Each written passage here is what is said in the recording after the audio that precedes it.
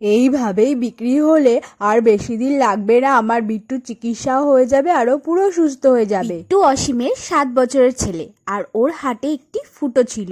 ওর অপারেশনের জন্য ডাক্তার অনেক খরচ লাগবে বলেছিল।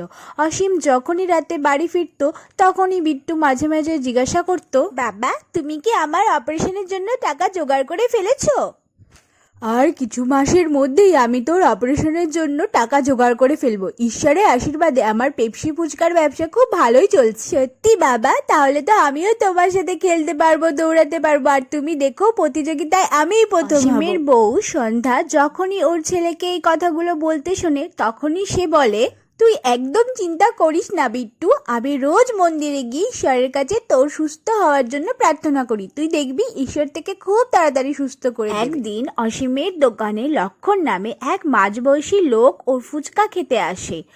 উনি নেশা করা অবস্থায় থাকে এবং ওনার নজর অসীমের টাকার বাক্সের উপর পড়ে যায়। ঠিকই বলেছিল এর কথা, এর টাকার বাস্ক তো পুরোই ভর্তি ভাই। লক্ষণ একজন মাতাল আর জুয়ারি ছিল। ওর কাজই ছিল অন্যদেরকেও এই সব নেশায় জড়ানোর। অসীমের টাকা ভর্তি বাস্ক দেখার পর লক্ষণ ওকে বলে, আরে শুনেছি তোর ছেলের নাকি খুব বড় অসুখ হয়েছে আর ওর চিকিৎসার জন্য তোর লক্ষ টাকার প্রয়োজন। হ্যাঁ ভাই, ঠিকই শুনেছো, আমার অনেক টাকার প্রয়োজন আমার ছেলেকে সুস্থ করার জন্য।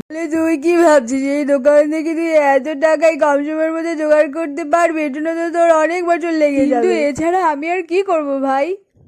দেখ, আমি তোকে এই যে সাহায্য করতে পারি। যদি তুই 1 সপ্তাহের মধ্যে 5 লাখ টাকা কামাতে চাস তাহলে আমার সাথে এসে দেখা করিস।